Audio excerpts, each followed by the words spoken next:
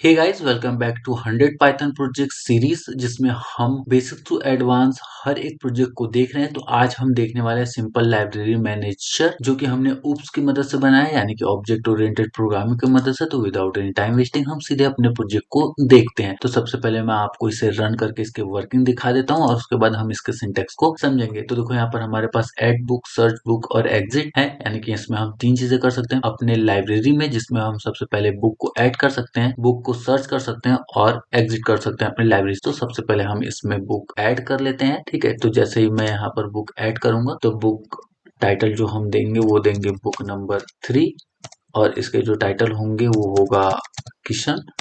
तो देखो, यहाँ पर हमने ऐड कर चुका है और ये हमारा फंक्शन ऐसे कुछ काम करता है कि इसमें एक फाइल होगी जिसमें हम हर एक बुक को स्टोर करके रखेंगे, और वो फाइल हमारी लाइब्रेरी डॉट टीएक्सटी है। तो जिसमें हमने ऑलरेडी 3 बुक्स ऐड कर रखे हैं, बुक नंबर 1, 2 और 3। इसमें किशन, गोपी और किशन के नाम की 2 बुक्स और गोपी के नाम की 1 बुक होने वाली है। तो अब देखते हैं इसे हम एक बार सर्च बुक करके, जिसमें हम 2 एंटर करेंगे यहाँ पर। और जैसे मैं यहाँ पर 2 एंटर करूंगा तो देखो, यहाँ पर सर्च बुक बाय टाइटल और ऑथर। मैं इसे आपको दोनों तरह से सर्च करके दिखाऊंगा। सबसे पहले हम ऑथर के नेम से देख लेते हैं, यानी कि किशन के नेम से। तो देखो, यहाँ पर किशन के नेम से 2 बुक है, बुक नंबर 1 भी है और बुक नंबर 3 है, जो कि दोनों किशन के द्वारा लिखी गई है। अब इसके बाद अगर मैं चाहूँ यहाँ पर बुक के नेम से सर्च करना, तो यहाँ पर देखो बुक नंबर 2। तो जैसे मैं करूंगा तो बुक नंबर 2 हमारी बाई गोपी। और अगर मैं फिर से बुक नंबर 1 को सर्च करूँ तो यहाँ पर सिर्फ बुक नंबर 1 ही आएगी, बुक नंबर 1 बाय किशन। और अगर मैं ऑथर के नेम से सेव करूंगा तो जितने भी ऑथर के नेम से बुक्स होंगी वो सारी की सारी यहाँ पर प्रिंट हो जाएंगी। और सिंपली मैं यहाँ पर 3 एंटर करूंगा और एग्जिट करूंगा तो हम अपने लाइब्रेरी से एग्जिट कर जाएंगे। तो आई होप आपको अच्छे समझ में आ गया होगा हमारा ये पर्टिकुलर लाइब्रेरी मैनेजर कैसे वर्क करता है। तो चलो अब इसके सिंटेक्स को देखते हैं। सबसे पहले यहाँ पर हम क्लास बुक नाम की एक ऑब्जेक्ट क्रिएट कर लेंगे। ठीक है, जो कि क्लास आपको पता है कि हमेशा एक ब्लूप्रिंट को डिनोट करती है। तो क्लास बुक, और उसके बाद इसमें हम एक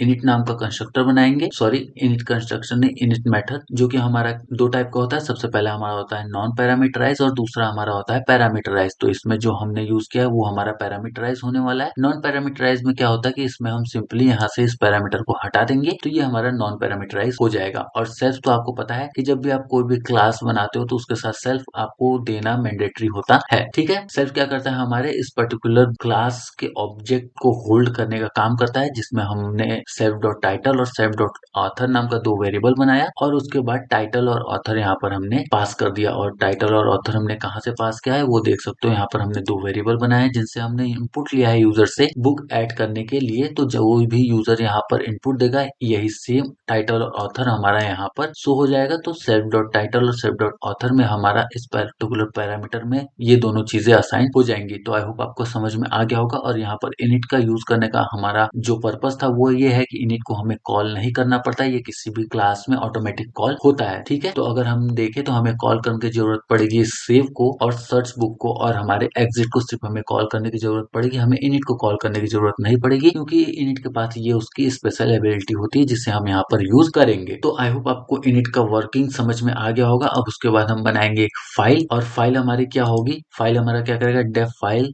और इसमें हमने सेल्फ नाम का पैरामीटर यहाँ पर पास कर दिया। आपको भी पता है किसी भी क्लास के अंदर सेल्फ हमारा मैंडेटरी ही होता है पास करना, तो रूल के हिसाब से चलते हैं। और उसके बाद with open library dot TXT append mode में, अपेंड मोड हमारा आपको पता है क्या करता है, अगर कोई एग्जिस्टिंग फाइल है तो उसके आगे से वो चीजों को ऐड करना या फिर टेक्स्ट को ऐड करना शुरू कर देता है। अदरवाइज अगर फाइल नहीं है और उसमें कोई सिंटेक्स या फिर कोई भी टेक्स्ट नहीं है तो वो एक न्यू फाइल को क्रिएट कर देता है अपेंड हमारा, और वहां से उस फाइल में डेटा को ऐड करना शुरू कर देता है। और उसके बाद एलियास नेम और फाइल, यानी कि इस लाइब्रेरी डॉट टीएक्सटी को हमने फाइल में स्टोर कर लिया, एक वेरिएबल बना लिया इसका। और सिंपली फाइल डॉट राइट, आपको पता होगा कि फाइल के साथ में हमारे मल्टीपल मेथड आते हैं, जिसमें अगर हमें फाइल में कुछ भी चीजें ऐड करनी है तो वहां पर हमें राइट नाम का मेथड मिलता है, जिसकी मदद से हम अपने फाइल में चीजों को ऐड कर सकते हैं, फिर डेटा को इंसर्ट कर सकते हैं। और उसके बाद सिंपली एफ स्ट्रिंग और सेल्फ डॉट टाइटल, यानी कि इस वेरिएबल को, और सेल्फ डॉट ऑथर, यानी कि इस वेरिएबल को हमने यहाँ पर कॉल कर दिया है। अब इसके बाद डेफ सर्च बुक, और यहाँ पर भी हमने पैरामीटर दे दिया है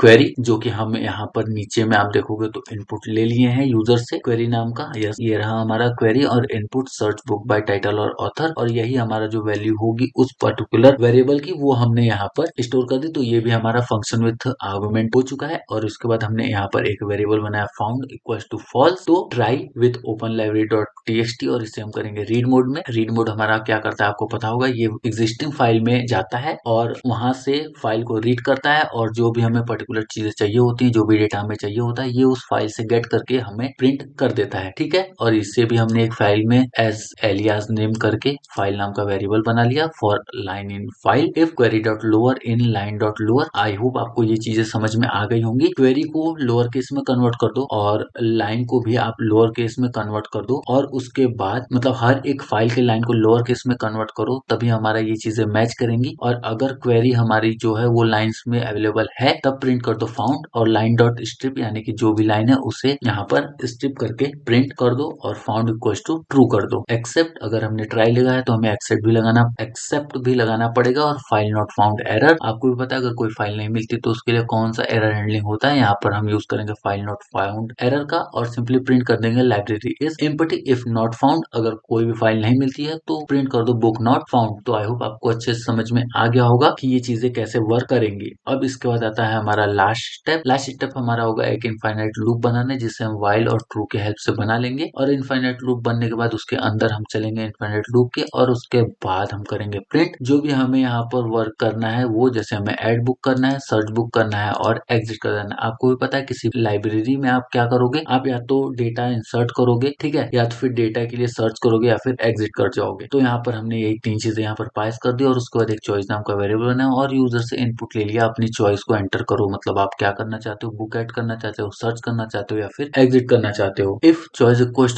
टू 1, तब क्या प्रिंट करो, टाइटल और ऑथर। जैसा मैंने बताया था यहाँ पर हमने दो वेरिएबल लिया और ऊपर हमने इनिट में उन्हें स्टोर करा हुआ है यहाँ पर। और यहाँ पर जो भी हम यहाँ पर यूजर से इनपुट लेंगे वो चीजें वहां पर ऑटोमेटिक ट्रांसफर हो जाएंगी। और हमारा इनिट जो होता है वो दो तरह का होता है, मैंने आपको बताया था, पैरामीटराइज और नॉन पैरामीटराइज। तो ये हमारा पैरामीटराइज होना था, ये हमारे दो पैरामीटर वहां पर स्टोर हो जाएंगे और दोनों ही हमारा इनपुट लेने के काम आएंगे। एक इनपुट लेगा बुक का टाइटल और दूसरा लेगा हमारा ऑथर। और ये दोनों हमने क्यों लिया है ये भी मैंने आपको रन करके जब हमने ये प्रोजेक्ट दिखाया था तो वहां पर मैंने आपको क्लियर कर दिया था। उसके बाद B equals to book title और ऑथर, यानी कि जो भी हमने बुक नाम का क्लास बनाया था उसे हमने एक बी नाम के वेरिएबल में स्टोर कर लिया। और बी डॉट सेव, देखो यहाँ पर हमें कहीं भी इनिट को कॉल करने की कोई नीड नहीं पड़ी, और सिंपली प्रिंट कर देंगे book added in your library, या फिर आपकी जो भी फाइल है उसमें बुक एडेड हो चुकी है। तो आई होप आपको इतना सिंटेक्स बिल्कुल क्लियर होगा। अब चलते हैं नेक्स्ट की तरफ। Elif choice equals to two query input search book by title और ऑथर, और सिंपली हम उस पर्टिकुलर फंक्शन को यहाँ पर कॉल कर लेंगे। Elif choice equals to 3 break कर दो क्योंकि अब हमें एग्जिट करना है, एल्स प्रिंट इनवैलिड ऑप्शन। तो आई होप आपको अच्छे से पूरा का पूरा सिंटेक्स क्लियर हो गया होगा। अब एक बार फिर से हम इसे रन कर लेते हैं और आपको दिखा देता हूँ मैं सर्च करके।